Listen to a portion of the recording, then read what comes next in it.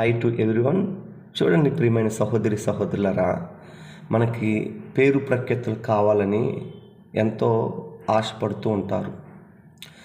లోకానుసారంగా ప్రతి వ్యక్తులు కూడా సమాజంలో ఏదో గుర్తింపు పొందాలని ఆశపడుతూ ఉంటారు.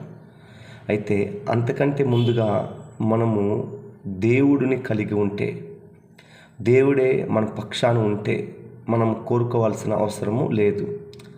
దేవుడే మనకి పేరు ప్రఖ్యాతులు కలుగు చేస్తాడు. అలాగనే మనకి బైబిల్లో ఒక వ్యక్తిని మనము చూడవచ్చు. యెహోషువ గ్రంథం 6వ అధ్యాయం 27వ వచనంలో, యెహోవా యెహోషువకు తోడై ఉండెను గనుక తన కీర్తి దేశమంతటా వ్యాపించెను. మనకి కీర్తి ఘనతలు కలగాలంటే మనం దేవుని దగ్గర నమ్మకంగా పని చేయాలి. మనకు అప్పచెప్పిన పని నమ్మకంగా చేస్తూ ఉంటే ఖచ్చితంగా దేవుడు మనకి తన కీర్తిని ఘనతను మనకు కూడా ఇస్తాడు. మనం దేశంలో అనేక జనముల మధ్య కీర్తి ఘనతలు పొందుకోవచ్చు. అయితే మనం కీర్తి ఘనతలు పొందుకోవాలని పని చేయాల్సిన అవసరం లేదు. కానీ దేవునికి నమ్మకంగా పనిచేస్తే తగిన సమయంలో ఆయన హెచ్చిస్తాడు. అప్పటి వరకు మనము ఆయన చేతి రెక్కల కింద దీనులై తగ్గించుకుంటూ ఉంటే ఆయనే మనలను హెచ్చిస్తాడు. అందుకనే ఎవరైతే తగ్గించుకొని తమ యొక్క ప్రవర్తనను కలిగి ఉంటారో, ఎవరైతే తగ్గించుకొని ఉంటారో వారు హెచ్చించబడతారు, ఎవరైతే హెచ్చించుకుంటారో వారు తగ్గించబడతారు. అందుకని ప్రియమైన సహోదరి సహోదరులారా, దేవుని దగ్గర మనం నమ్మకంగా ఉందాం. ఆయన మనకి కీర్తి ఘనతలు కలుగు చేస్తాడు.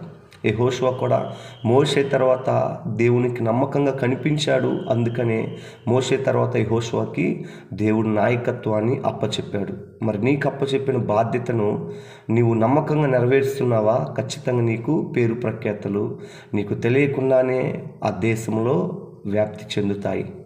నువ్వు నివసిస్తున్న ప్రాంతంలో, సమాజంలో వ్యాప్తి చెందుతాయి.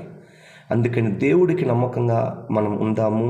మనము మరణించిన తర్వాత కూడా ఆయన ముఖ దర్శనం చేసేవారిగా బ్రతుకుదాం. పరలోకం పొందుకునే విధంగా మన జీవితాన్ని పొందుకుందాం.